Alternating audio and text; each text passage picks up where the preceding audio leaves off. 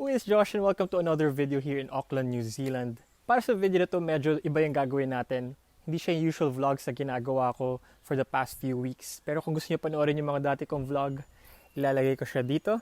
Well, dito sa New Zealand, election period na, and naisip ko maganda i-share sa inyo ano ba yung difference and similarities between yung form of government dito sa New Zealand and sa Philippines. Before ko gawin niya, meron akong dalawang disclaimer. Disclaimer number 1. Hindi ko sinasabi mas okay yung isa compared to the other one. Wala ako sinasabi na mas okay yung mas maganda. Mas ina-explain ko lang kung ano ba yung differences and similarities. Disclaimer number 2. I am not an expert. I am not a political analyst. I am not a political science major. Sinishare ko lang kung ano yung mga natutunan ko while I'm here, yung mga nabasa ko din. Better pa rin that you do your own research or you ask yung mga talagang expert about the field. Okay? Okay, sa Philippines, we are a republic. Meaning, yung president natin is the head of state and the head of government. Dito naman sa New Zealand, sila ay isang constitutional monarchy. Meaning, yung head of state nila is the Queen. Siya ay represented by the Governor General. And yung head of government naman nila is the Prime Minister. Sa legislative branch naman, yung Philippines, merong tinatawag na Congress of the Philippines, which is divided into the upper chamber, which is yung Senate, and the lower chamber, which is the House of Representatives. Dito naman sa New Zealand, meron silang tinatawag na Parliament, which consists of 120 seats. Okay, paano ba pinipili yung mga leaders? Sa Philippines, every 3 years, meron tayong national and local elections, which yung President and Vice President, binovote natin every 6 years. Sabi sa Constitution natin, dapat every 3 years, sa second Monday of May, may elections tayo, where we vote for 12 out of the 24 senators. Sa House of Representatives naman, 80% of the seats vino-vote by district. If naka-vote na kayo, makikita niyo yun, pipili kayo ng congressman nyo for your district. And 20% naman from the party list. Dito naman sa New Zealand, may tinatawag silang MMP or Mixed Member Proportional. Generally, every 3 years sila nagkaka-election, although wala sinasabi sa Constitution kung ano yung certain date or yung specific date, yung Prime Minister yung magde-determine kung kailan magkakaroon ng elections.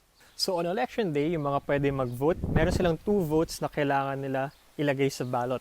One is yung electorate vote, and second is yung party vote. Yung electorate vote, similar siya sa how we vote for our congressmen. Vino-vote mo yung gusto mo mag-represent sa area mo or sa district mo. And 71 out of the 120 seats available is filled up with electoral votes. So, yung mga representative per area. As for the party vote, ilalagay mo lang kung anong party yung gusto mo mag-represent sa inyo. As far as I can tell, the biggest 2 parties here in New Zealand are the Labour Party and the National Party. Although, meron ding mga mas maliliit na parties na kasama din sa election.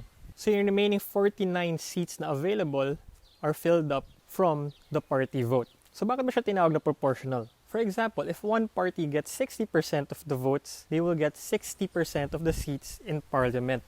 Yung maganda lang sa system na to, kahit maliit na party, may chance maging involved sa parliament.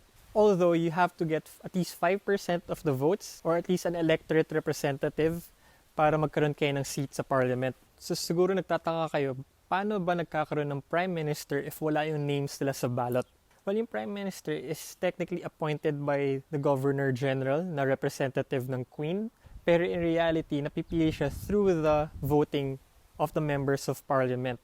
So usually, yung nagiging Prime Minister is the leader of the leading party. So I guess in simple terms, yun yung difference between the Philippines and New Zealand in terms of forms of government and elections. Alam ko very simple lang siya sa kung paano ko siya in-explain. Alam ko meron pang mga details or mga nuances na hindi ko alam or hindi ko na-share.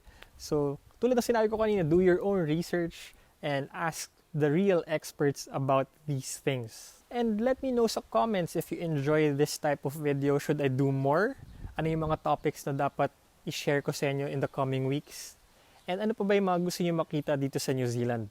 I guess that's it. I'll see you next week. Maybe.